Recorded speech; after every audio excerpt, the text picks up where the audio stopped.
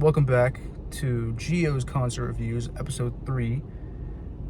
Today is April 30th, 2024, and that means Black Country New Road is in Atlanta. I just got off of work, and I'm gonna eat. It's like 5:30.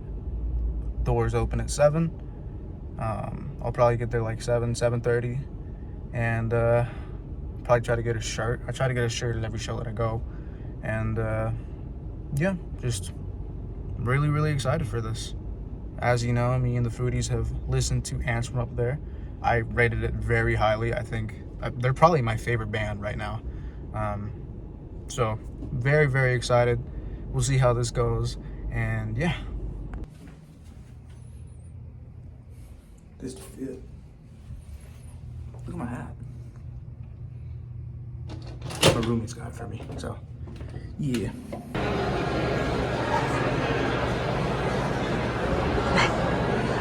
What the fuck? There are seats we can sit in. This is insane. And there's like a bar up there. I can look up, just gotta keep moving.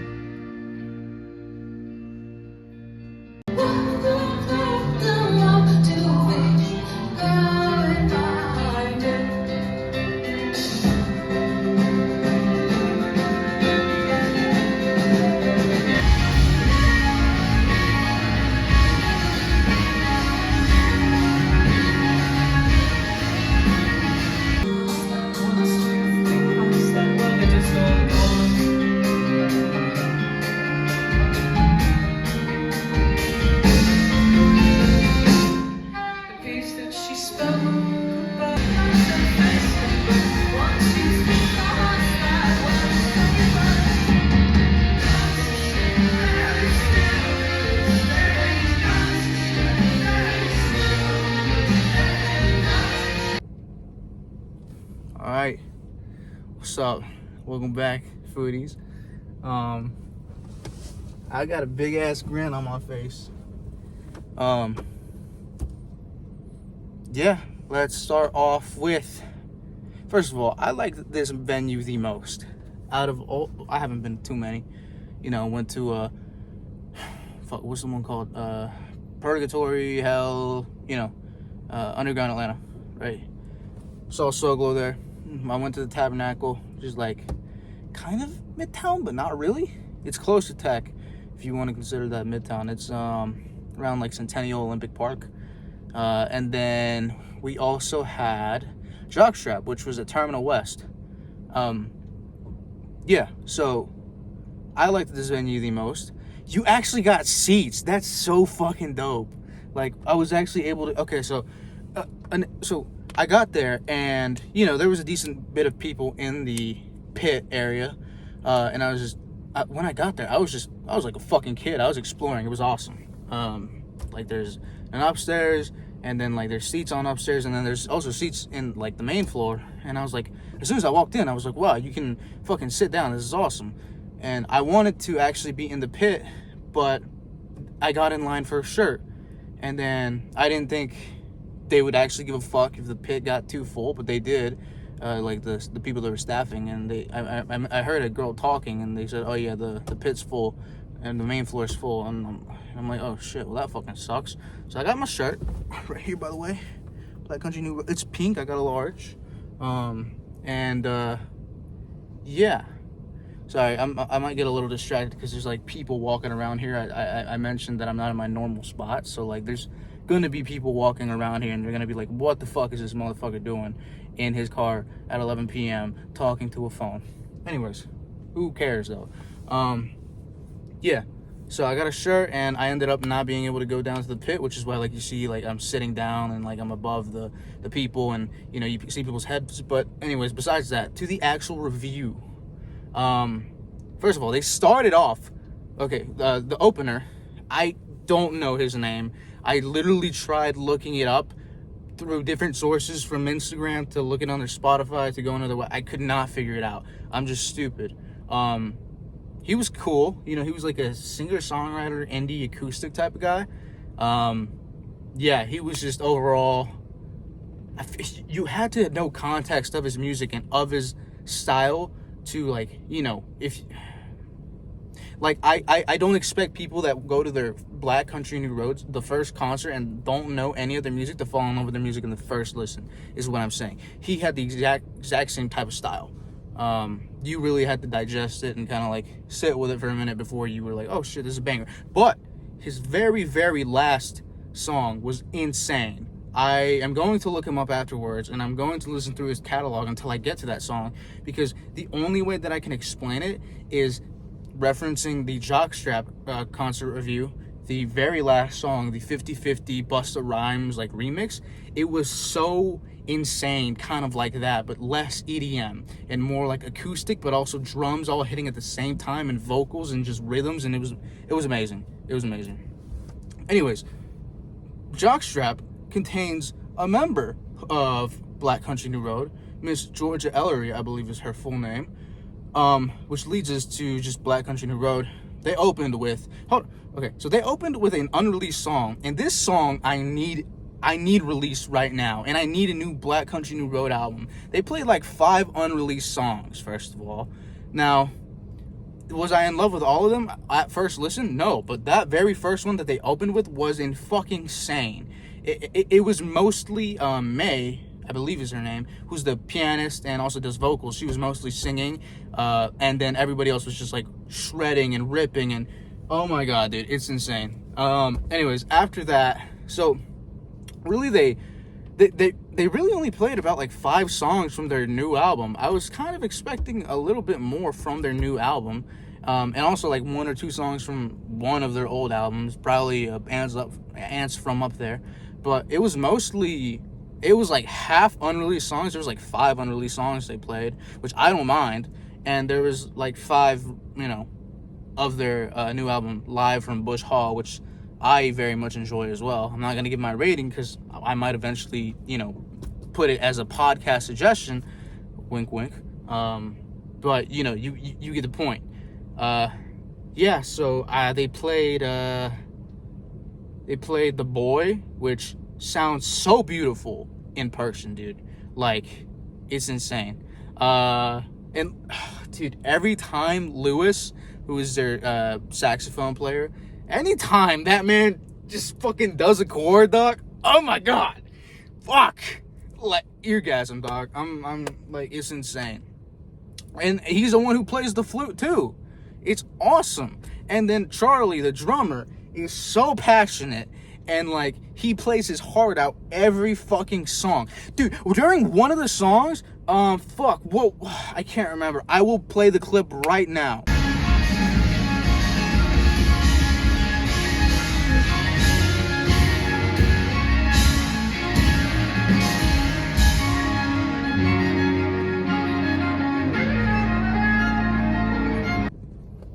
Okay, so I checked on Spotify and also YouTube. No, sorry. I checked the video and then went to Spotify and played the song. And yeah, it is Turbine/Pigs. Like, towards the end, oh my god, dude. When, like, just the sax is playing, and then the fucking piano, and then the drums are all just, like, going ham. He was playing his heart out every song. It was, like, after that song, like, there were people around me that were, like, you could see him, like, sweating, and, like, when his solo, like, not solo, but when his part was done, he, like, just, like, threw his sticks away, like, fucking, you know, you could see him panting. And then, like, the people next to me, they were like, yeah, go ahead and take a break. It was, like, I've heard all of their songs so many times, and I never truly, like, I guess, saw the passion in the drums. Like, I tend to hyper focus on things like the sax and the vocals, and just seeing that album live, I cannot imagine what it would be like seeing from the first time live, where there's like two specific songs, Opus, and then I'm blanking, shit, Opus, and then another one. I believe it's the very first song, but like it's insane. Like, they're so drum heavy, and like both drum and sax heavy. Like, the entire fucking song, it's like 5-minute songs, 6-minute songs. I cannot imagine him going like that for that long. It's insane. But it was amazing. Like, I have an increased appreciation and admiration of Black Country New Roads drummer Charlie. And he fucking plays the banjo. Did y'all know that? Bro, he literally just like fucking stopped drumming one time, went over to pick something up, and I'm like, oh shit, he plays guitar. He fucking whips out a banjo. What the fuck? Like, bro, what? That's so awesome. Anyways, yeah, speaking about things that I discovered today, May, the pianist, also plays the accordion. I didn't know that. I didn't even realize there were accordions in the songs. I forgot which song it was, but I was like, yo, fuck yeah. Like, there's not too many modern bands play the accordion.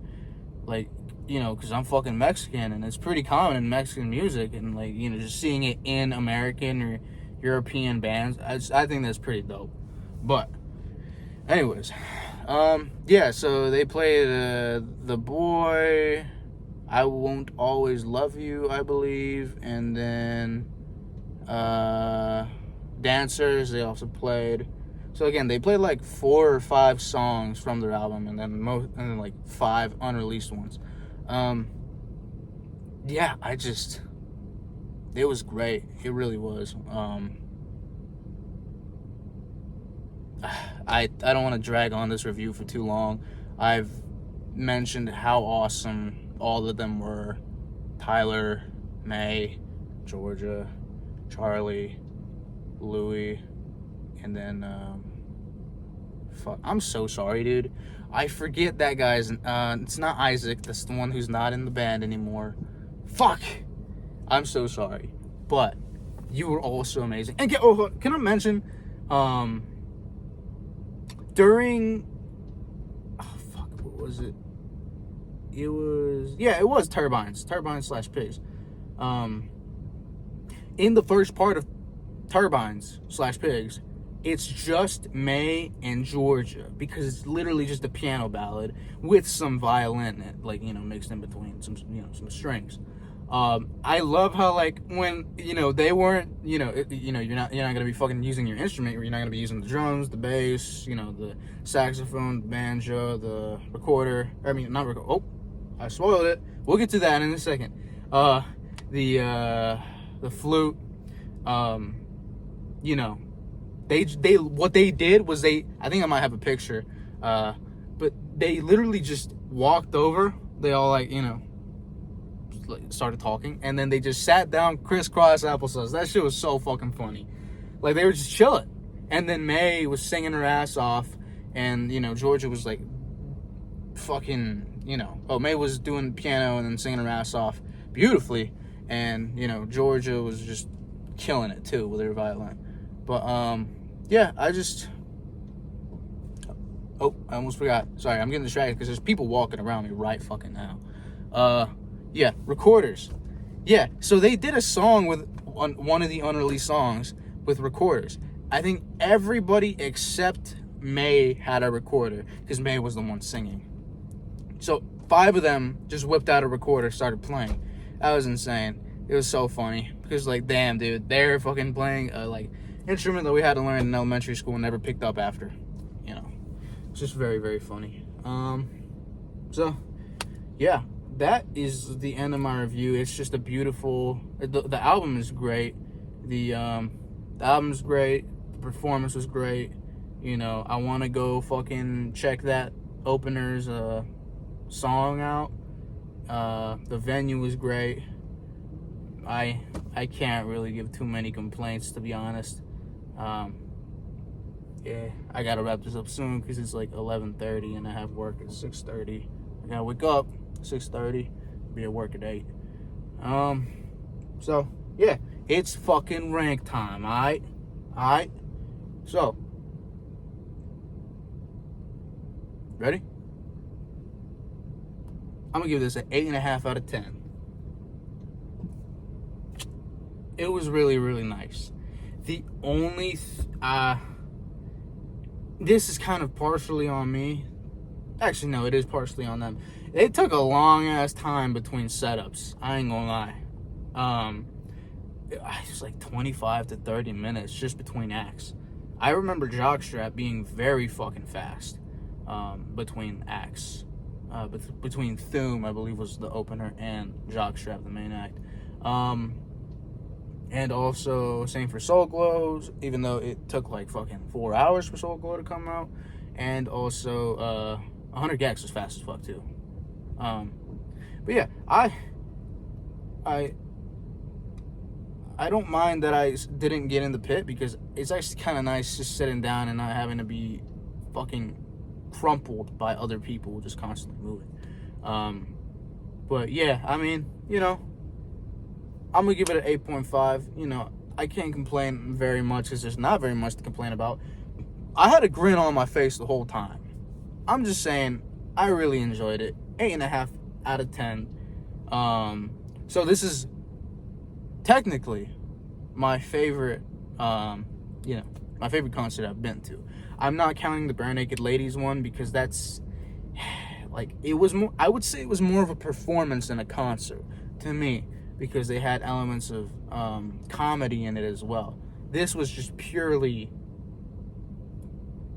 music for the most part. So yeah, that's my review. This might be like a 20-minute video. I don't care because it's that good. Usually, just listen to the album. Listen to all three. They're all fucking great, dude. Alright, Geos Concert Reviews, episode 3 technically. Not counting Bare Naked Ladies, of course. If that fucking documentary comes out before. I'm not spoiling anything. Yeah. 8.5 out of 10. Geos Concert Reviews. I gotta go to bed. Another really quick video. I've reflected on, I was watching a video and I saw that I said that I have no complaints at all. So I questioned, why am I not giving this concert a 10 if I have no complaints at all and I enjoyed it and I was happy the entire time? So I feel like they played too many unreleased songs, right? Like, some people really like going to concerts because they know the song lyrics. It's just a completely different type of ambience and experience as opposed to just like playing them in the car or something like that. So I kind of feel like that's what I was going for. And although I got some of that, there were a lot of songs that I was very much looking forward to that were not on the set list. That could have had 6 unreleased songs not been played. Now, okay, cool, play 1, 2 max, but I kind of feel like I am more looking towards the already released material. Like, I would have loved to gotten more from that, their Live from Bush Hall album, like Across the Pond Friend or Up Song, just to name a few. So yeah, why am I not giving this a 10? I feel like there was a little bit too many unreleased songs, which, kind of didn't give me the ability to enjoy it as much as I would. Still great, still 8.5 out of 10, but that's my only complaint. Yeah.